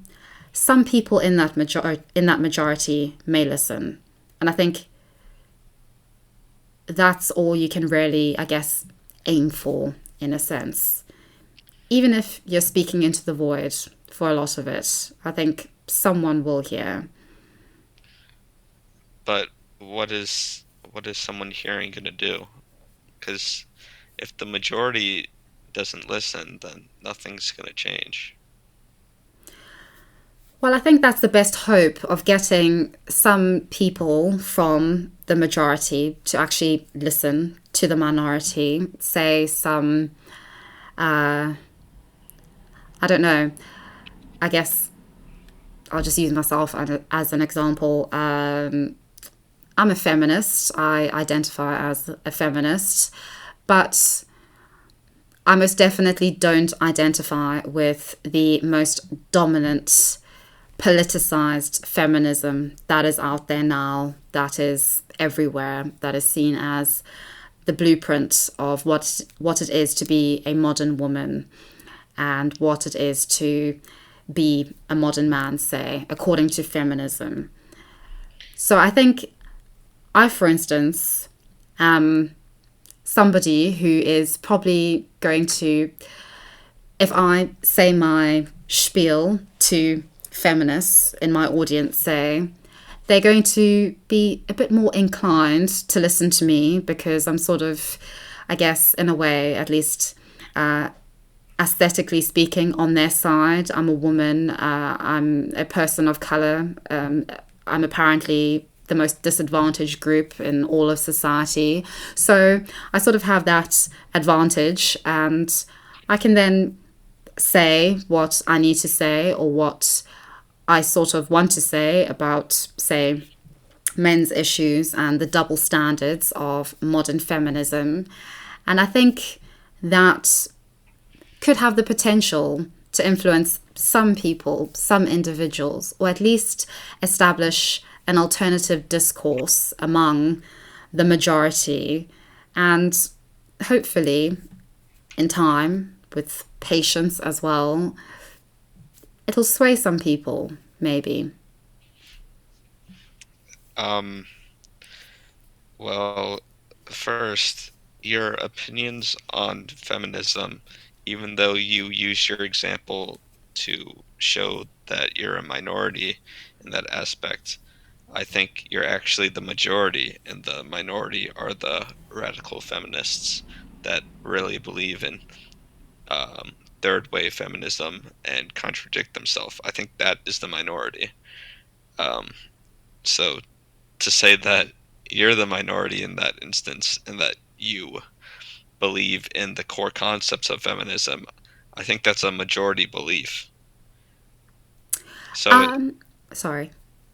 I was just gonna say, so it's kind of hard to like understand your example when you're most definitely in the majority. No, I wouldn't. I wouldn't say that I am in the majority. I would say the majority are still bordering in second wave feminism. I would say that third wave feminists are the minority, but I think they are gaining a lot more recruits, I guess, from especially younger people. But I wouldn't say that I'm a second wave feminist. I think I'm very much. I subscribe to the philosophy, I guess, of feminism insofar as it's related to sort of the existentialist tradition of the 1930s to about the 1950s.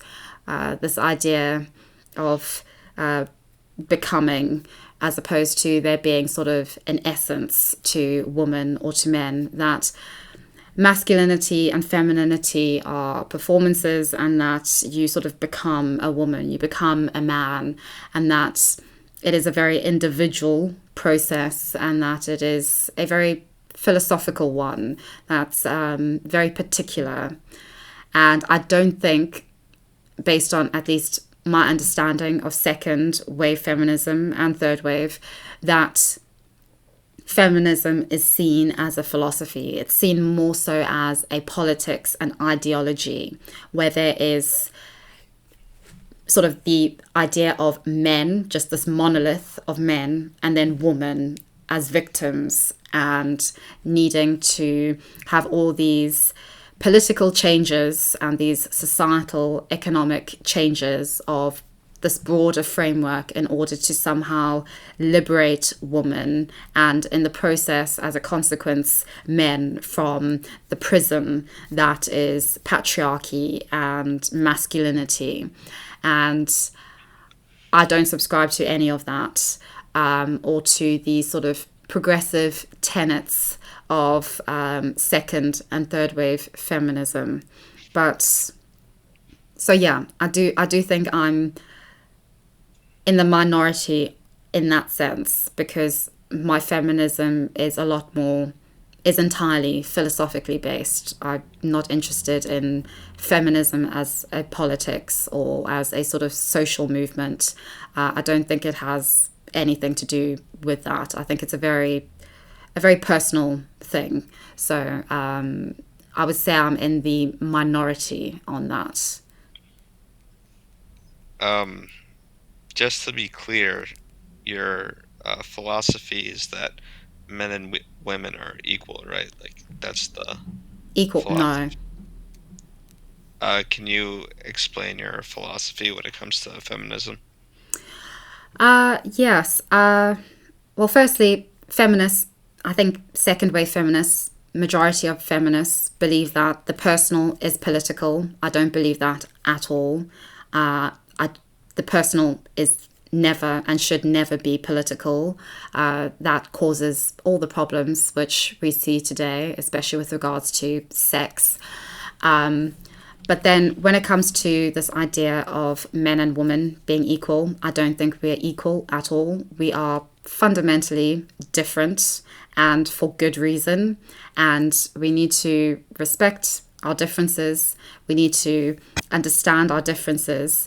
And I think that is what makes the most compatible relationships between us, biologically. And also, I think, in terms of what we then offer to society and can offer to relations with each other. We bring different things to the table, different understandings of the world, of our place in the world. And I don't think we should reduce it to equality. No human being on earth is equal to any other human being. That's just a fallacy. I don't believe that equality is possible in anything, but I do believe that individuality is possible, and that is a very personal experience and sort of life process and journey that everybody should be able to go through without it being reduced to political buzzwords or keywords or to a politics or ideology. And I think this idea of feminism as a philosophy is the most viable way for women to appreciate and realize their potential for understanding what it is to be a woman in their context, in their specific individual relationships to men, to women, to children, to society, and to also realize that it isn't just about doing what you want to do or having access to what you want, but actually having to deal with the difficulties and repercussions of life, of choices, of actions, and to learn from that and to move forward from that. And I do think that that is the most important thing, which I know is not something that is upheld by second wave feminists or by the idea, at least, of feminism as a politics. Well, for I agree with your ideology for the most part. I think that's thinking like that would be very beneficial to the masses. Um, if you don't mind, I keep thinking about this one thing you said. It's way back. You said that I might have to wait till I'm 30 to start like gaining attraction from women.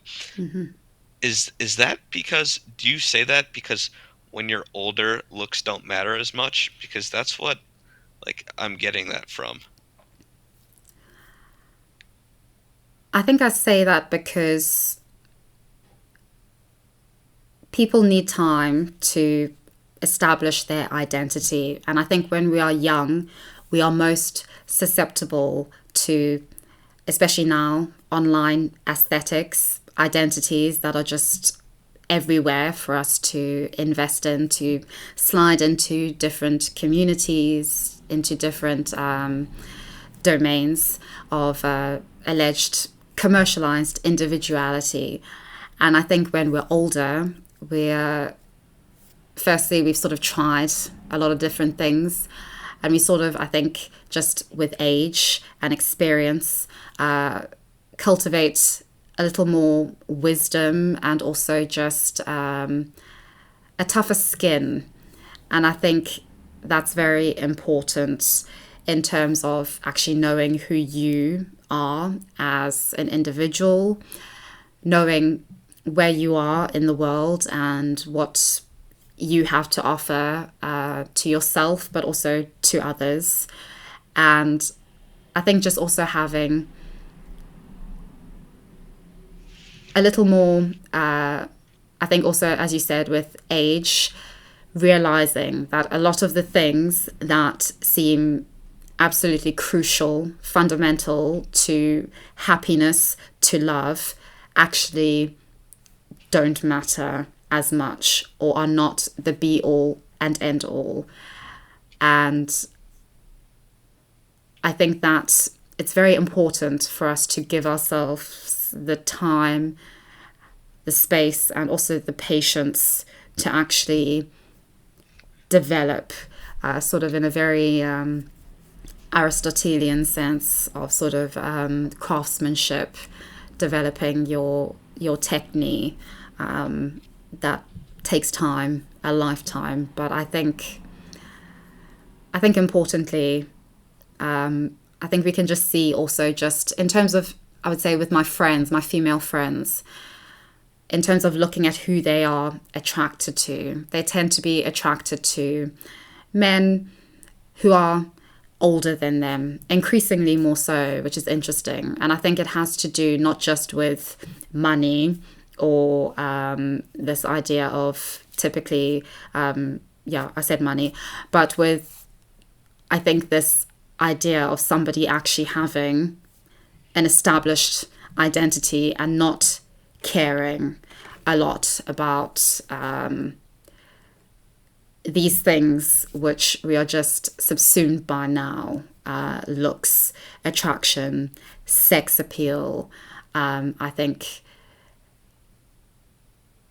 with age comes a realization that as a human being, you have a lot more to offer the world, a lot more to offer your friends, your family, your partner, than is suggested when you are young and new to just everything. Um, so what I got from that is you told me I have to wait so I can gain more wisdom, build my personality and skills, as well as like bring some value. But plenty of people, at least more than half of people my age, especially in my school and around me, have relationships, and they've had relationships for their entire lives with different people, like since kindergarten. So why should I have to wait? Why do you think I'm the one waiting? Is it because of my looks, or is it because I haven't built anything? Because one thing I'd like to mention is that I have built skills, um, especially compared to my peers. A lot of my peers have zero skills. Um, I've done graphic design and video editing for years. I have a TikTok page with 250,000 followers. I have built up some kind of reputation. And as well as for a short period in my life, I gained a fair bit of attraction. So why am I still waiting? Like, why do I have to still wait? Because compared to my peers, I have built myself up exactly how you have uh like claimed. I have skills compared to my peers. I have a lot of wisdom, and I've been told I'm very like charismatic. And the most common term I get labeled with is that I'm clever. So if I'm building up these certain things, then why do I have to wait? I don't understand. I think because there's no mechanical formula for anything. And I think that some people, the people who are your friends, your peers, people around you, are in relationships. I can't say specifically, but I would say that with a lot of them, it's just been luck, like circumstance, just being in the right place at the right time in life, that people have been drawn to them, that people have been there, and that doesn't happen for you or hasn't happened for you. And I mean, I can't say specifically to your situation, I don't know you, but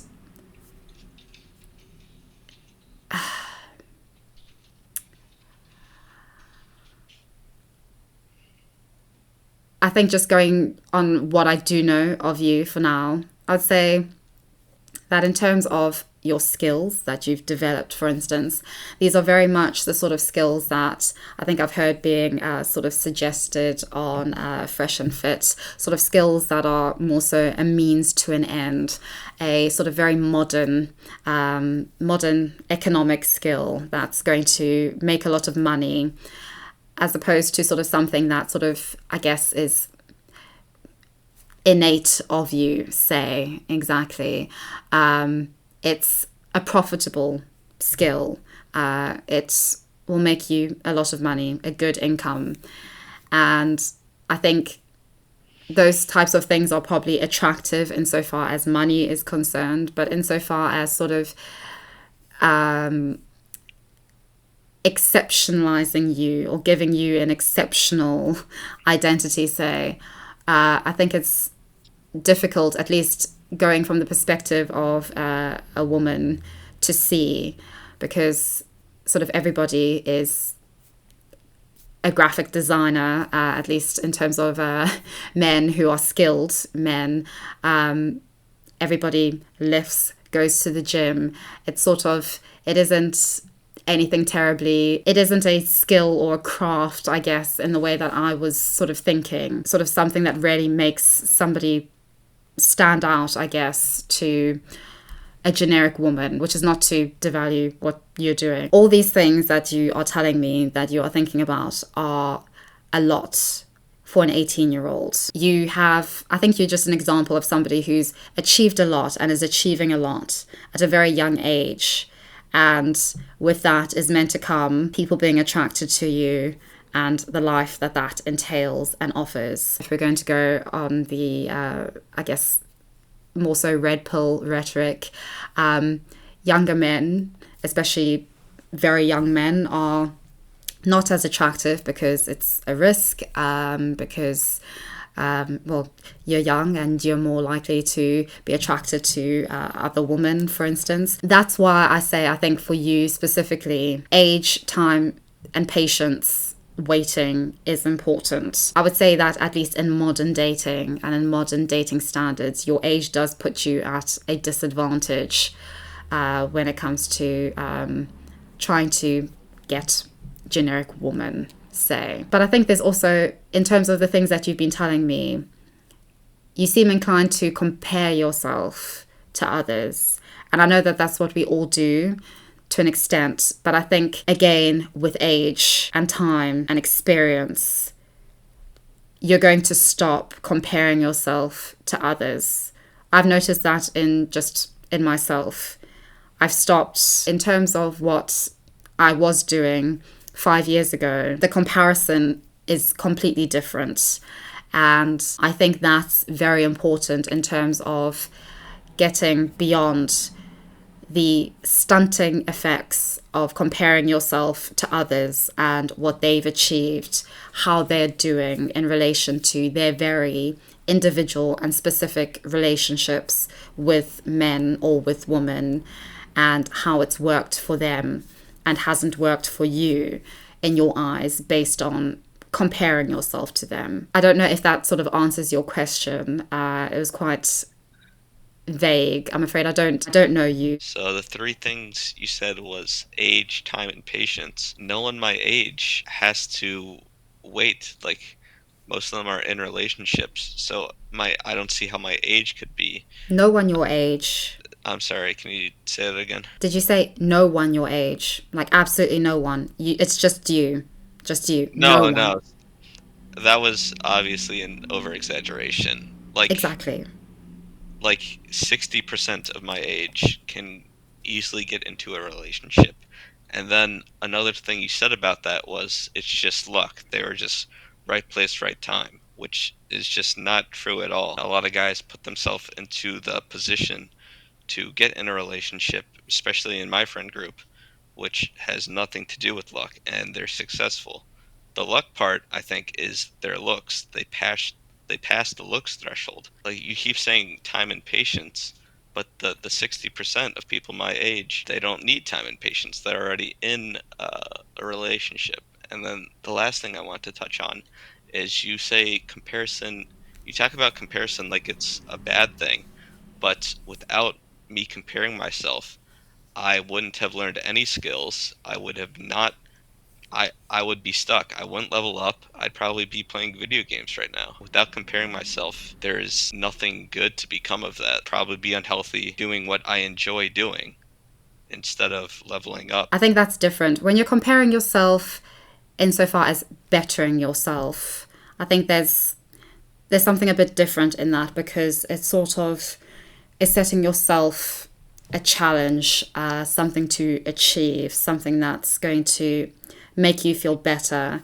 It's sort of a positive comparison, and it's not necessarily a comparison to any, I guess, specific individual, I guess. I think it's more so a generic comparison to sort of an idea of what my body can look like, what I can make my body do, for instance. I think when it comes to comparing your relationships to that of others, or the kind of woman that your friends get, or in my case, say the kind of men that my friends get, that is something that cannot be compared, because it is relationships are so complex and specific to individuals. I mean, the relationships that your friends are, for instance, in, the likelihood of these relationships lasting forever are unlikely. A lot of young relationships are not forever. Relationships are not going to last forever.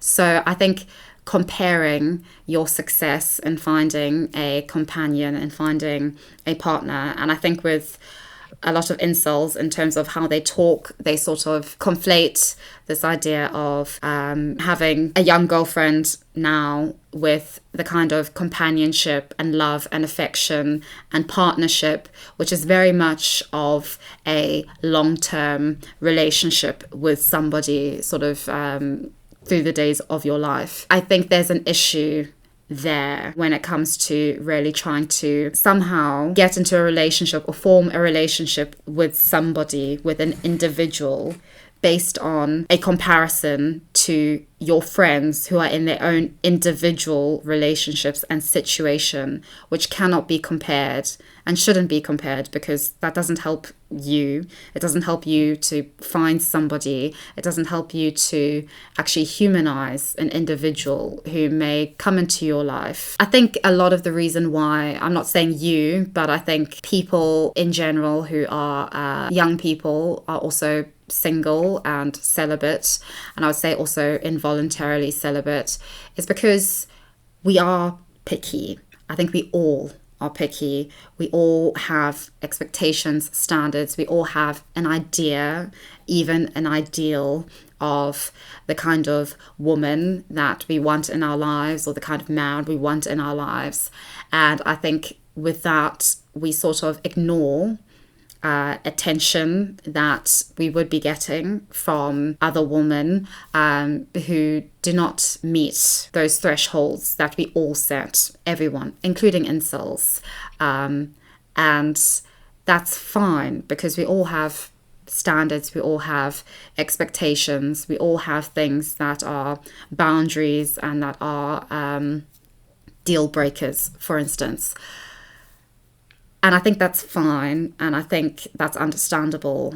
But I do think that in that we need to really realize how unique each situation, each person is, as opposed to seeing it as a matter of comparison to how well or how successfully somebody else is doing relative to me. That doesn't help in terms of eventually, by some fluke, by luck, by circumstance, by situation, meeting somebody who actually does find you attractive, who actually is drawn to you, who actually does want to form a relationship with you, a connection with you. I don't think it's as formulaic as I'm getting the sense from you describing, at least, your friends or 60% of young people being in relationships. I don't completely agree. I was wondering, one of the people from the forum suggested this. Would you like to see what I look like at all, or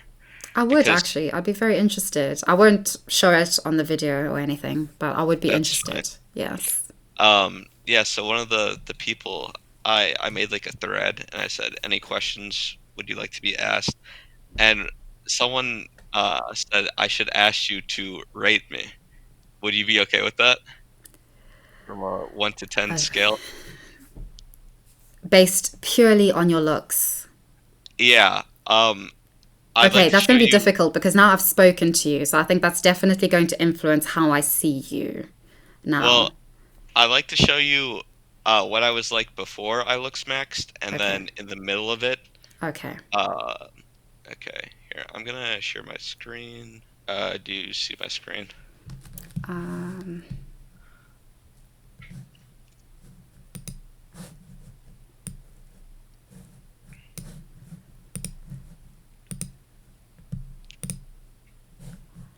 yes, I do now. Yes. Okay. I'll This edit this was out of the video, don't worry. that's fine. Um, so this was two of my first pictures I've ever taken of me before I wanted to look smacks. It's one Okay, of the first two. Uh, Now since my condition came back, I don't have any eyebrows, but this was my yes. first picture. So, what do you think I was in this picture out of 10?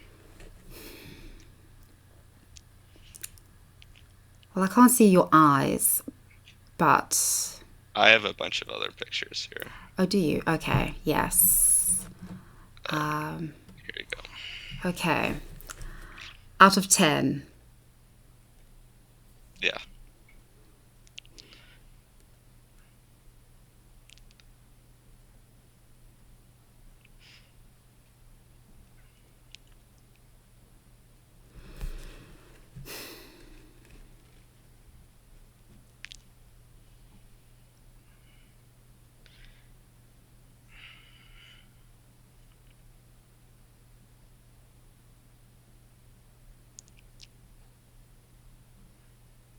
This is difficult because I've spoken to you now.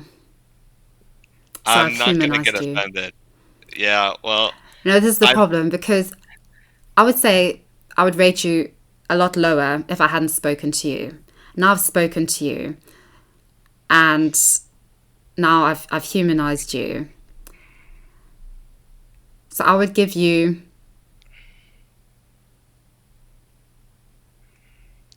I'd have to give you a 7. And I know that's difficult to understand, but that's the thing. I've spoken to you.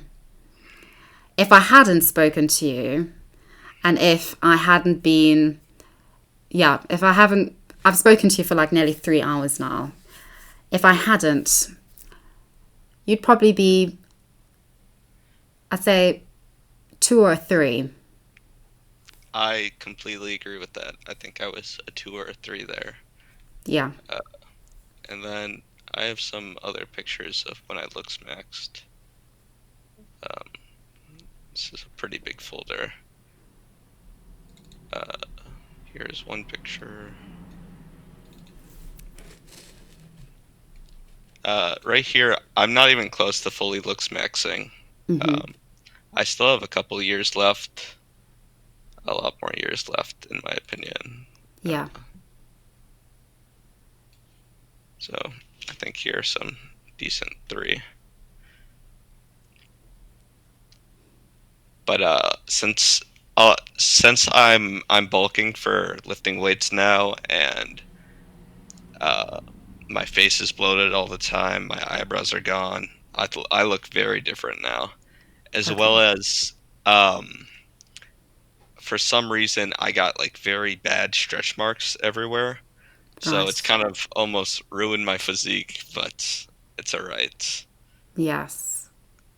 You definitely look a lot stronger, a lot healthier. And I think also a lot more confident just in yourself, definitely. And I think that definitely increases my attraction to you. So I would give you, yeah, I'll give you an 8 or 9. Yeah. Yes, I think your eyes. Yeah. Alright. And then one last question about that. Do you think looks maxing has helped me based on those photos? Do you think? that transformation would have helped my mental health.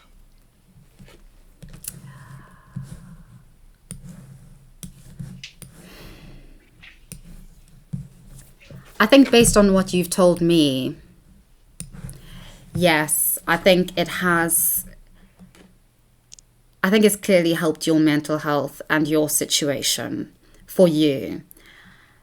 And I do think that probably has a lot to do with not just your own journey with yourself, but also you said in one of your emails that you have friends and family. I think probably their influence, their input, their impact has probably been motivating. Am I right in assuming that? Not at all. No? No? Okay, I'm wrong. Okay, okay. Yes. Could you elaborate on that potentially or not? It's just like other people, like people at school, treated me very different. Some of those pictures were during COVID, and I would wear a mask and a hat all the time, so you could barely even see my face. Yeah. But at the beginning of the year, they could. So like the day that I took both of those off, and I would always wear like very baggy clothing because I was what most people would call skinny fat, where you have like almost breasts, but your arms are very skinny. Yeah. Um, and then I took all of it off and wore like a tight shirt to like school. And I remember one example. One of the guys I kind of knew but kind of didn't. He came really close to me and he was staring at me and he goes, "My name, is that you?" Like he couldn't even recognize me. So I think that big of a transformation was very different, but my friends and my family always knew the progression and they treated me the same for the most part.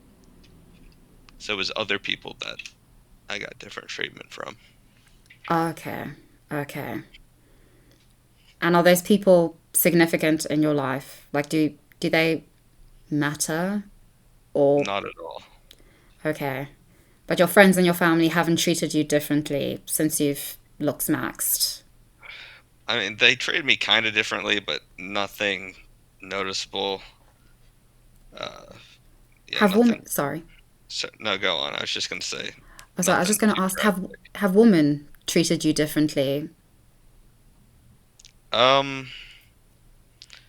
yes, but at the same time, I still am 5'5", and I think I would have been treated severely differently if I was 5'10".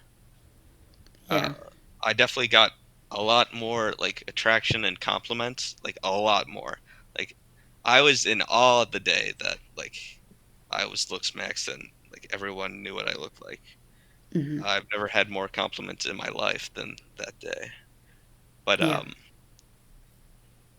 I still didn't have like enough even after looks maxing because height is such uh especially in the looks maxing community. I know you might not agree, but height is so important. So I didn't get the desired results, I guess. Yeah. Yeah. Yeah. I understand what you mean. Okay. Okay. I mean, it was interesting because I think it's interesting that I saw your photos that you showed me now after we've spoken and sort of I'd say humanized, personified one another more so. I think it's really, in terms of my attraction to you as an individual, it was interesting because it's really I think as a consequence increased for me just listening to you, how you articulate yourself, describing your life, your experiences, being very, I'd say, open and willing to listen to me. That's something that I find very attractive in other people, a willingness to hear me and let me sort of say what I need to say and respecting that. I think that definitely for me heightened your attraction as an individual, as a man, especially, because that's, in my experience, been very rare with men who I've interacted with, who I've even shared a life and a bed with. So that's always been something that I found very attractive in a man. So it's interesting because I think a consequence of that, of speaking with you, really increased your attraction. Whereas if I'd seen your first picture, especially before speaking to you, your attraction would have been substantially lower for me. And I do think that's a problem with a lot of women now, especially. I think we base a lot of what we just see on social media, on dating profiles, men and women. Uh, well, I really enjoyed speaking with you, although I don't think I really changed your mind. That's all right. No, you have on things. You definitely have. I think definitely on. I think this idea of height that you're talking about with your personal experience, the idea of the looksmaxxing community helping you. I think a lot of my opinions from my original video about it being harmful have been swayed or are being questioned. So I thank you for that. Stereotypical assumption of not, I guess, worth anything or not sort of having anything to offer has definitely been dispelled here. I think you've definitely demonstrated that you're very well educated, you're really bettering yourself, you're really trying to make something of your life and yourself. You're very articulate, you're incredibly mature. I would have never guessed that you were 18 just based on assumptions of 18-year-old, especially 18-year-old men. So, yes, I do think that there's hope for you, a lot of hope for you. And I just hope that in time I'm proved right about that. You clearly have something to offer just in what you've demonstrated to me as being somebody really willing to engage with me and respectfully as well, which is very rare in this day and age, incredibly. So I thank you very much for your time as well. One last thing I want to mention, I forgot to mention, Mm-hmm. was one of the reasons I like the Looksmaxxing community so much. I've helped them specifically, and their responses are just eye-opening. Like knowing someone was like super ugly, to be honest, and they have ascended through Looksmaxxing through your personal advice. Mm-hmm. It is just completely different when you're the one helping someone and their life changes because of it. Yeah, is there anything else you'd like to talk about or anything that like you really specifically want to talk about or I think I'm okay. I think we've covered a lot with regards to at least some of our differences and questions about Looksmaxxing and looksmax.org specifically. But I mean, I would love to speak again, to talk again. I think it would be very interesting just to sort of, after reflecting on this. sure. I think if we were to speak again, I think we should speak in like a long while, like maybe 6 months or so to see what Yeah, has changed because I'm about to go through another like very drastic looks maxing transformation. So okay. I'd love to see how people are going to treat me then. That would be very, very interesting. Yes, I think so. That would be very, very interesting. Yeah, I'll hold you to that. I mean, it's on camera now, but yes, that would be very interesting to see and to reflect on what I've said now, Hmm. and then see in 6 or so months. It's a date Perhaps then. I'll talk about to my friends like your points of like how we value looks. Maybe I'll reflect more in my own social circle. Oh yes. Oh well. I hope so. I hope so. You've definitely given me a lot to not just consider, but to reconsider. So thank you so much for your time and for reaching out. I really do appreciate it. Thank you so much. Yeah. Thanks for having me. Yes. Okay. Well, Well, oh, I'll goodbye. see you in 6 months, maybe. All Yes. I'll see you in 6 months. But yes, thank you. right. Yep. Bye. Bye. Bye.